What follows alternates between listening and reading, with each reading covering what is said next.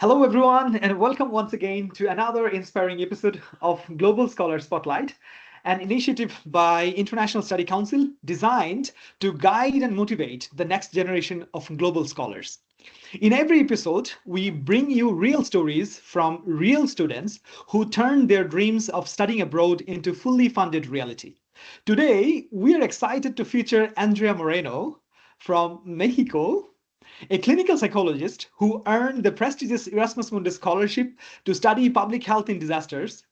Andrea's journey is a powerful reminder that you don't need to be a medical or public health background to step into global health. With clarity, purpose, and strong storytelling, you can build a competitive application no matter where you're starting from. In this conversation, Andrea will walk us through her mindset, her preparation strategy, and the practical steps that helped her secure one of the most competitive scholarships in the world. Her story is full of lessons for applicants who doubt their background, worry about their documents, or don't know how to start the SAP. So, Andrea, thank you so much for joining us today. We are really excited to hear your story and learn from your experience. How are you? How are you doing? Fine, thank you. Well, first of all, I want to thank you for inviting me to this space, and I hope I can deliver a good answers and can help you with Definitely, something, I guess. definitely, definitely. Yeah, I'm really excited to learn from your story. So, Andrea, before going to the questions that I wanted to ask you, could you please just introduce Mhm. yourself, like from your background, to our audience, like who are listening Yes, to you, please? yes, of course. Yeah. But like you said, my name is Andrea Moreno. I'm from Mexico, and I'm a clinical psychologist. I worked for 5 years now in a training center for people with disability called Capability. I was in the psychopedagogical department, so I have to handle like all the coordination stuff and intervention plans, second to parents, which is a little bit difficult. And also I have my private practice Hmm. as a cognitive behavioral therapist, Hmm. and I'm focused on anxiety and also disability. I've been working in disability and inclusion since I think 8 or 9 years now, so I kind of focus on that. Wow, interesting. Well, I would like to start off by asking these questions that I was thinking, like from psychology to public health Okay. in disaster. So, what inspired Yeah. you as a psychologist to apply, particularly in this Mhm. master's program in disaster, public health and disaster program? And how did you connect your Yeah. background to public health and disaster? And in what, in which way that it made sense to your application? How did you connect it? If you could, Yeah. explain. Yeah. Yeah, interesting question, of course. Well, I Yeah. have to start with the biggest public disaster we have this century, which is the pandemic. Hmm. And in 2020, I was working with people with disability, and I mean, it all starts like too suddenly, so we didn't expect anything. We weren't prepared, and it was a shock for everyone. So I was working with these adults with disability, with autism, Down syndrome, among others, and we Hmm. suddenly have to stop. And unfortunately, the place that I've been working on like shut the doors, and we leave like all the patients Hmm. alone. And we tried to do it online. We tried to keep follow the process and everything, but we couldn't. And we can like come back until a year after. So we stopped like having therapy for a year. And when I see them again, it was so difficult because they look very different. They go backwards a Hmm. lot. Some of my patients have a lot mutism, develop anxiety, eating disorders, depression, of course, because some of the families died. Hmm. And there's a lot of things that we don't know how to do that, to Hmm. explain what's happening, to Yeah. explain why the family died. And Hmm. there's a lot of different situations. So when I watched that difference and that big change, And it really like got stuck in my head. Like we need to have a plan for this, so we need to be prepared. In other situations or to avoid this. And because even we tried to like have therapy again and everything, it was pretty difficult. And that's from that moment I thought, okay, we need a plan. You know, we need a specific intervention for this group, this vulnerable group.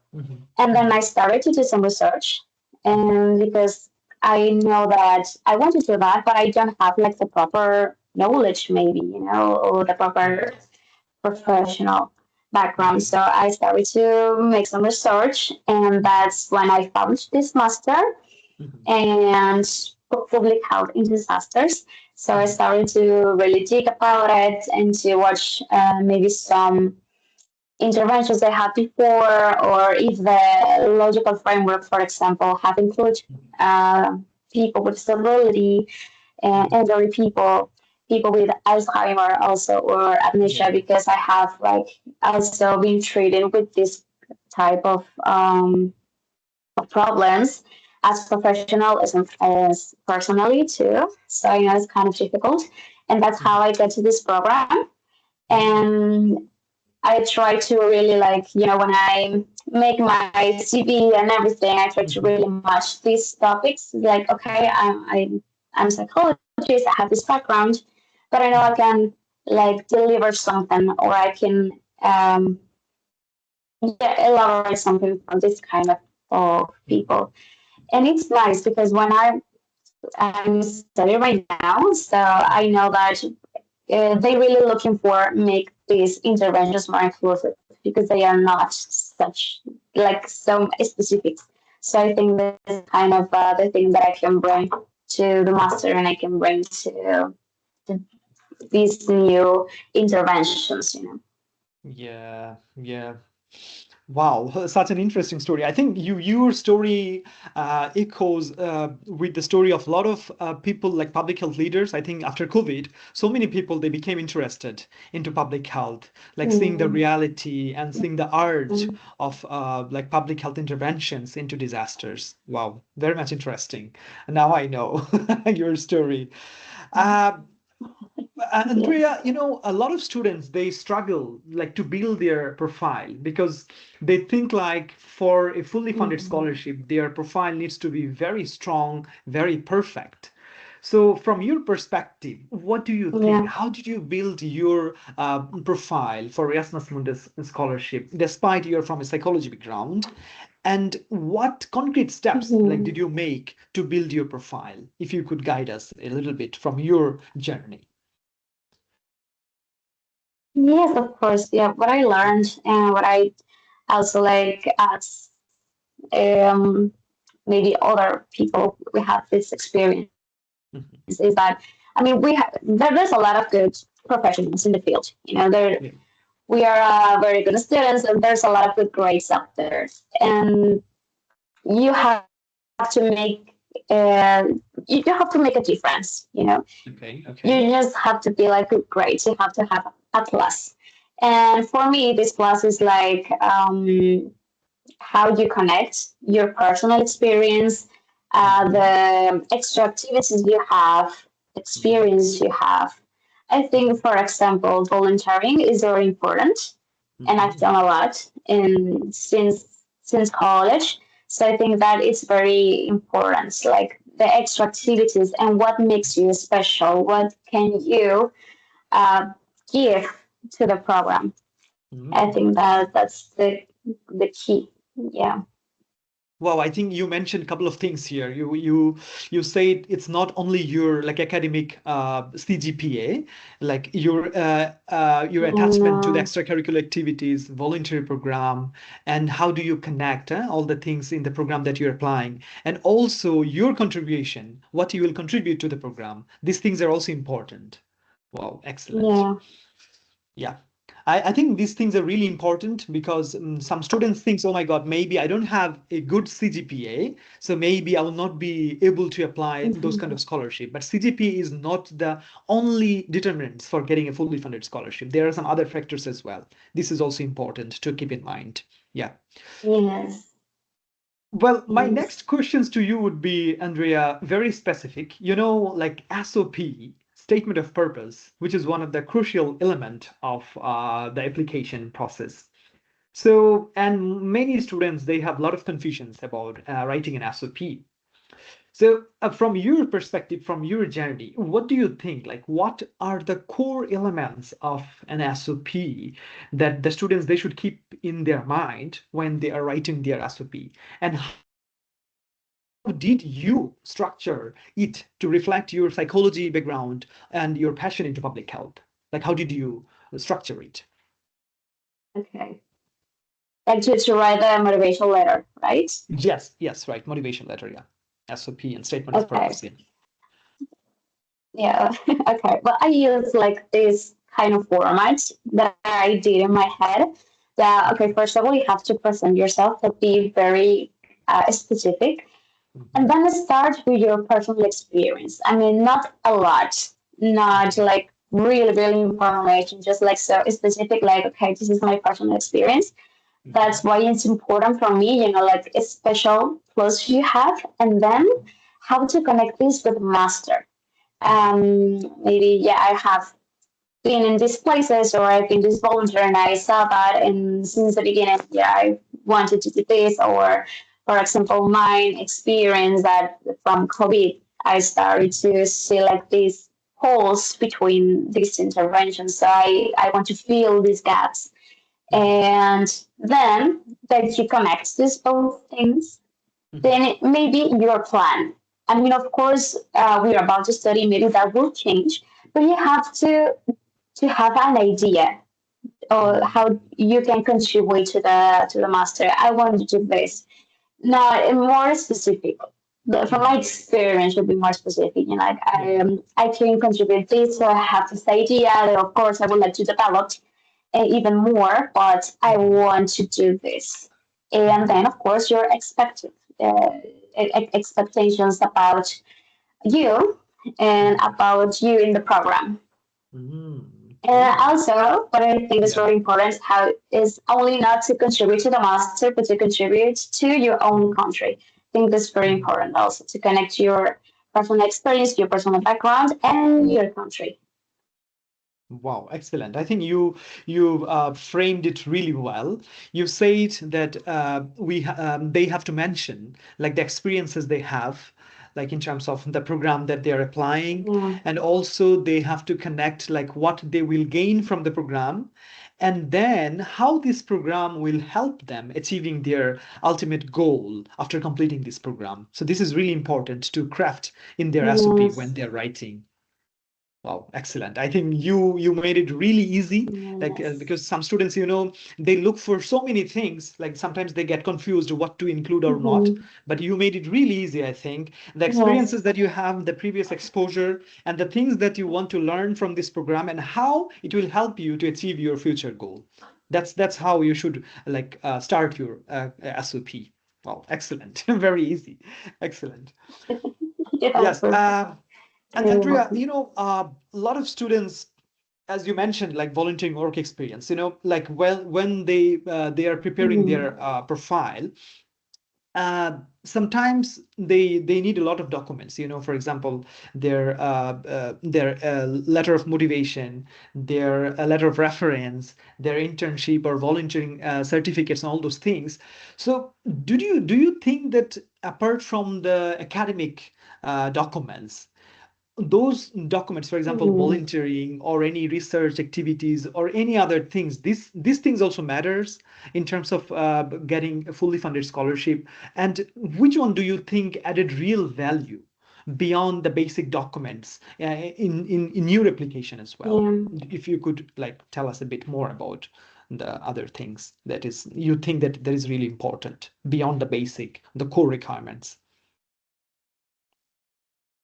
Yes, beyond the basic, I think it's very important. because as I say, there are too many good grades up there. And what makes the difference is exactly that, the extra experience, the extra activities, the volunteering. For example, I don't know where do I get this information, but I knew since I was studying college, since I was 21, that if I want to study a master, I have to have this multiple experience, volunteering and take any opportunities I can and go to any symposium, among others. So all my college experience was based on that.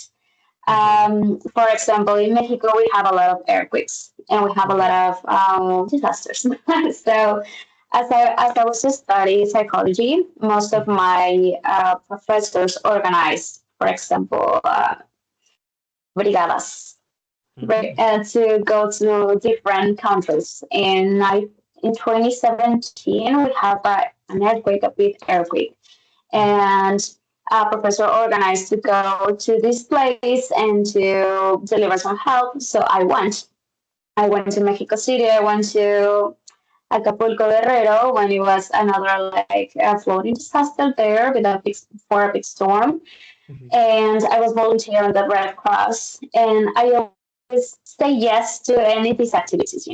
Maybe it was extra work back then, but first of all, I like it. I like to help, of course, and so I knew that if I have to want to build a strong CV, I have to do this. So I started, all my college experience. Then, for example, I take an exchange also outside Mexico because that makes you the experience of multicultural experience or knowledge. And I think that is very important that you have worked with other cultures and you put yourself maybe in an uncomfortable situation and you can develop some abilities or capacity for that. And of course, volunteering. Since I started study psychology, I started to volunteering to Teleton. That is a rehab center, also with people with disability. I always loved, this topic in the beginning. And so I've been in these fields since 2016 or 15, like a really long time ago. And I really like that. Yeah, I think that is a plus. Also, I'm volunteering a lot in the Red Cross, and in my actual job, that is capability. I actually teach my patients with disability that it's important for them to help too. They're able to deliver something in the community. So we also do volunteering in the Red Cross with my own patients. So I'm always like doing something to the community and do volunteering. And I think that is a very specific, well, that is the key to make your profile different and to really, really make it special. And then the people could see you. Yeah, I mean, absolutely. I think you have mentioned very good points here. I think this is the attitude, if the students having this mindset to open to anything, it could be voluntary experience, as you mentioned, it could be an exchange program, or it could be kind of anything that you want to give to the community, contribute to the society. That is actually key thing. I also believe in terms of getting a scholarship, because you see, if you look at the purpose of the scholarship, because this is also giving back to the community. So they want to give it to someone who has the same mindset, like who also wants to give back to the community. So I think these things really makes the difference in terms of getting a scholarship, because the reviewers, if they see these particular options in your CV, wow, this guy, okay, maybe he's not like extraordinary in his academic result, but he has this mindset to contribute to the society, to give back to the community. So I think this really makes a difference. Yeah, as you mentioned. Absolute. Yeah. And I can see the result as well. Like you really did a lot. You really like involved in so many things, even voluntarily. So yeah, I think this kind of attitude is really important if anybody is aiming for a fully funded scholarship. Thank you so much, Andrea, like explaining this in such a nice way. Thank you. Well, so And another one of the important point or a core requirement is having an English proficiency test. It could be IELTS, it could be Yeah. TOEFL, or some other like international English language proficiency tests. So, like many students, they really have confusions like what is the ideal score? Like what is the standard scores for a like for a perfect like scholarship, and what score do you think is safe for this kind of competitive scholarships for like Erasmus Mundus or Mhm. Chevening or any other scholarship? And if you could share briefly a few tips like from your experience, like how to prepare for those exams like effectively. Yeah. Yeah, I think that is the thing that scares us the most, that people that we are not English speakers, and Exactly, our exactly. country is not that common, or Yeah. we only speak one language. Mhm. And well, for me, I do have like this experience in English, but honestly, Mexico, I mean, it's not the best education in English. They just Mhm. teach us like the basic, but if you really want to talk like really good English, you have to look somewhere else. So Okay. I did try hard for this. I pay some TOEFL tests, like courses and everything, because I knew that I wanted. So Mhm. I have to work a lot in my English, and I know I have to still working on it. Mhm. But yeah, from my experience, is you have to work a lot. If you have a goal in your mind, it's not gonna be Mhm. easy.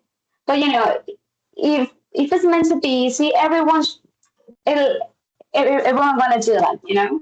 If you want to achieve something, you have to work Mhm. hard, and maybe it will be a little bit difficult, but it will worth it. So yes, you have to invest a little bit in the process, in courses, in your learning and everything, Mhm. um, so you can achieve that. So I took several courses, and I Mhm. took the exam twice Mhm. also. Mhm. And for me, the perfect score, I think it's beyond 90, which Wow. I did it in the second time. So Okay. I'm really proud of myself, because I did this also, like I achieved this, so I'm very happy with Mhm. me. Mhm. But yeah, it's hard work. It's not easy, but the great things are not easy. So yeah, we have also like keep this in mind. Also, I always have this personality who always like, I'm really positive personality, and I always want to achieve something, and I don't give up easily. So it's like, okay, just keep working until you get it. Mhm. And of course, I had help with my family or therapy also in order Mhm. to achieve this, because it's not a really hard process, but it's kind of demanding. So we have to Mhm. take, this help and these little steps, and you have Mhm. to really work on it. So yes, I think people that were not English speaker, we have to Yeah. work on it, Mhm. and maybe take some courses, Mhm. and yeah, study until we make it. Yes, absolutely. I mean, as you were saying, it's really not easy. Like students from countries like non-native English speaking countries, because they lack the environment, because people around them, they don't speak English. Yeah. So it's not easy like to communicate or to build a habit of speaking English. But it's hard. But as you said, it's not undoable, huh? It's achievable. I mean, there are a lot of people they're Yeah. getting it, so it's possible. But as you say that yes, you have to work hard, you have to like look for options, all the options are possible, like to prepare yourself. Yeah. And what do you think, like do you think that everybody have to have this perfect score like you, 19, or like what do you think the safest score for this kind of scholarship? Yeah. Yes. Is there any I range or think, anything? yeah, yes. I think it is important, and to have like above 90, or Okay. at least from my experience, Okay. because but I knew other students and everything, they do not get the scholarship, maybe for that, have the score maybe as 80 or something like that, 85, and I Mhm. do believe they're looking for a little bit more. But honestly, I think also that the sections that are really looking at is the reading part and the writing. I think there's more like these sections are more important to them to look out. And yeah, I think that's also a good point. Okay, good. Wow. So, Andrea, now, like as we're speaking of today, this is the time for like application to all these Erasmus Mundus scholarship application. Like now, the application portals are open. Mhm. So many students they're Mhm. applying, and wow. I mean, we have talked about all the journey, like preparations, like preparing the documents, and how to have the positive mindset. But then, this is just the beginning of the process. Then it comes to, for example, when you get Yeah. shortlisted, and then, when you get the notification that, okay, you have been shortlisted, and then they will go for a further interview to process the whole process. So, if you could tell us a little bit about your journey, like how was it when you got the email that, hey, you have been shortlisted for the next process, and how did you prepare yourself to face the interview? Or is there anything that you would also like advise the students who will face the same? Is there anything they should keep in their mind while facing the interview? Please. Yeah, of course. Yeah, I think the process was pretty easy. And I mean, if you're an organized person, all that's also my advice, that you should be pretty organized to Mhm. really catch up the dates and everything. And also, from my experience, I've worked a lot. I've been working a lot. So I really need to schedule my times in order to have everything done. So I took my time. I took it really slow. And I did some paperwork maybe 1 week, and then the next month I do other things. So yeah, I was pretty organized. So my process was, I think, really cool. Mhm. And when I got the email, I wasn't expecting that. And I think something that is not helping in my case with my anxiety, is Mhm. that time difference. So Mhm. the people of Erasmus connected to me in the when Mexico was like 8:30 in the morning, 3 or 4 Wow. a.m. So I couldn't sleep. Mhm. I couldn't sleep because I was waiting for the email for the Yeah. time difference. So I think Yeah. that's the only thing that was really tricky for me, the time difference, because I have to stay awake Mhm. in order to watch my email. But Mhm. otherwise, it was okay. When Mhm. I realized that I had the interview, I started to get ready a lot, and I did like some questions and some answers and everything. Of course, the important part that I was worried about it was the English. Mhm. So I have to prepare a lot, Mhm. and I practice a lot, and I asked my sister if she can interview me and everything, Mhm. um, Okay. because I was worried about the English part. Again, like English is not my first language, so I think this is more Okay. important. Mhm. But I think that I study, my CV. I study the exact questions that you asked me. Like how it connects with my personal Yeah. background, Yeah. Yeah. and how I can contribute to that, my knowledge to the program.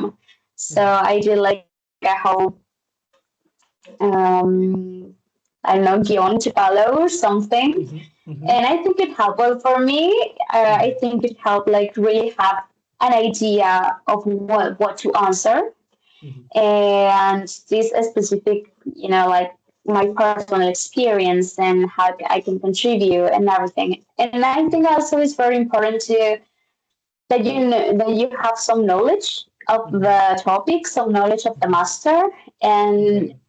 you can ask questions too. And I think that is very important, that you can ask Mhm. questions to the interviewer. And I Okay. think that shows like a little more preparedness, and I think they like that. So yeah, that's how I prepared, with some help, with some simulations, and I think it worked. And also the attitude. I think it's very important, the attitude. Yes. Yes. Yes. Wow. Excellent. I mean, you mentioned very effective points here, like having the right attitude and preparing. Like you mentioned, like, wow, you were so confident, but still, then again, you also prepared with your sister. Like, you played some role Yeah. play so that you feel the confident. And also, you said that to ask questions before closing the interview, right? Mhm. This is also very much important. I Yes. think sometimes students they feel shy or they don't feel confident enough to ask any questions. They feel like, okay, maybe I mean it would be kind of like interrogating them, but which is totally not the case. This is a very good sign. It Mhm. also impressed the interviewers that the students is really prepared Yeah. and he is very much motivated. If there is anything you want to clarify, I think you should ask. This is the right time to ask the interviewer about the things that you want to be clarified. Absolutely, absolutely Yeah. effective tips. Thank you so much. And now you have been accepted. Now Mhm. you're doing your program. So how has it been so far for you in terms of like academically and culturally? I know that in this program you are studying with international peers, and you know a lot of diversity, students from multicultural Yeah. environment, like different countries. So how are you feeling so far? Is there any challenges that you faced, or like how are you coping up with all these changes and all these learning experiences? If you could share your experience with our students. Oh, yeah. I think sharing this experience with a lot of smart people and different countries, I think is the most, it's my favorite part, honestly. Of Okay. course, besides the masters and the lectures and everything, because I think we will keep in our minds that it's not only our professional thing that we are here, it's also personal. So I think that thing makes me grow up a lot. And because it's Mhm. very different, and for my background and from Mexico to being here in Europe, I think the culture is very different. Also, it's my Mhm. first time in Europe. So I think it's a very big jump. And yes, it's the culture is different Yeah. in many many topics, but I think it's the most interesting part because you get to grow a lot, you know. And these opportunities, uncomfortable situations, makes you the gives you the opportunity to learn and Yeah. to fill the gap with you, you know. And for me, it's been Exactly. incredible. Of course, it's Right. not easy. Being away from your family is not easy.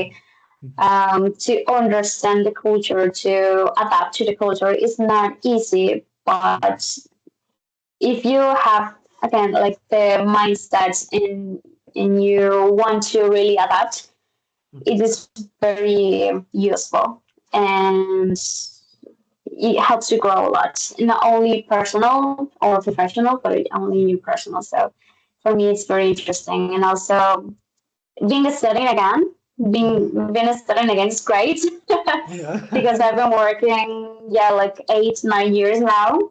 I love Okay. my job, but being a Mhm. student again is also like very, it's difficult, but also so great because it's different what I've been doing Yeah. and to know different topics also because I'm a psychologist. So right now I have a Mhm. lot of majors with a lot of different topics. But it's Yeah. nice to really know something new again and to be Yeah. inspired into new, to know all these cultures. So I think that for me is a very interesting experience and I've Mhm. been learning a lot. And it's just the beginning because Yes. we have many years ahead. But I'm Yeah. really excited about what other things that I should I learn, Mhm. which path I will take in, Mhm. and I will like take chances. You know. Wow, excellent. And I would like to ask you this follow-up question. Many students they consider Erasmus Mundus scholarship is a very good hub of networking, since it has a lot of mobility. Like Mm-hmm. you travel from one university to another university, you interact with a lot of like experts from the field and different professors like every week or like different universities. So do you also think so, or how Yeah. are you feeling it from your perspective, do you think that this is really worth it, like having those connections, those networks with different experts from the field? What do you think about it? Oh yeah, I think that you make your own career, and one of the things that you can make your own career is to make networking. So for me, it's really important, and maybe not with everyone, but if you like know maybe some investigator, some teacher or professor that really interested in his or her job, or they work in like in the same field that you might want to go, it's really important to connect, to ask questions, to ask for the context, and to really work on it. We are in a place that we are not playing safe, and it's okay. We're here to really take opportunities to be a little bit social and connect with people and everything, to go out and to our comfort zone. I think we must do a little bit of brave things. And for me, like having connections and everything is really important. And that makes the difference. Yes, yeah, that's true. That's true actually, because at master's level, like professionals like you're already a kind of an expert in your professional field, and then having these connections with those experts from the field, Mhm. it makes a lot of difference actually, because it gives you, it opens door for Yes. you, to create connections, and sometimes also to collaborate professionally. Yeah, I think this is a really important, I guess. Well, Andrea, we are almost coming to the end Yes, of our yes. interview. So this particular question is to you. How do you plan to combine your psychology training with public health and disaster management in your future career? And what kind of impact do you hope to make, and how these masters will help you get there? Okay. Well, of course, I will figure it out. I have time to figure it out. But the thing that I like put my mind on is first of all whatever I said. That is Mhm, like make this framework and these interventions more inclusive, mhm, and not only with disability, also with all vulnerable group. Elderly people among others. And mhm, another thing that comes to my mind that is very interesting mhm, is the mental health mhm. of the health workers, Okay. because yeah, there's a lot of doctors or Yeah. Yeah. people that really go to these dangerous places or intervene in these difficult situations, and it's not easy, and they need Yeah. support also. So Exactly. I Exactly. think the mental health social work is really important thing, and there's a really big field in that. So I'm Mhm. really interested in that part too. Of course, as a psychology, my main goal is to help the most as I can Okay. and to offer like this comfort, in these difficult Mhm. situations. So I Mhm. would like to work in the field. I will Yeah. love that, and maybe Okay. combine with some research or some office work. But yeah, I'm really interested in the field, of Mhm. course, in therapy. That's the thing that I really loved to be part of this amazing histories and to be able to help. I think for me is the most important thing. Wow. I really wish that you make your dream come true and you achieve your goal. I Thank you. really wish from my heart. Andrea, before we like close our interview session, do you have any final advice to the students who who are in really at the stage of doubt, like they're still doubting themselves if they have good background enough, or if they will be able to achieve Yeah. this kind of fully funded scholarships, but they want, maybe they started the application process. So do you have any final tips or any suggestions like to keep them motivated, like to believe in them? Do you have any final things to say? Yes. Yeah, of course, first of all, they need to try. I mean, you don't lose anything. You Yeah. learn experience, you learn how to do this, and you already have the know, like they say. Mhm. So, my suggestion is if you want to do it, like really do some research and try. And if Mhm. it's not working, then learn from that experience and try again or look for another opportunities. It's some if some doors will not open, well, you need to knock maybe others. So yeah, you should try. You should like really research. And if you Yeah. wanna really do this, you have to invest also. Yeah. And my other suggestion is like to have patience and the right mindset, because of course it's not rocket science, but maybe well, it's not that easy. Maybe you will get anxiety, or everything. So you need to get patience. You need to also ask for help, maybe the Yeah. therapy, in order Yeah. to Yeah. make it. Yes. And of course, it will worth it. So if you really want to, just try it.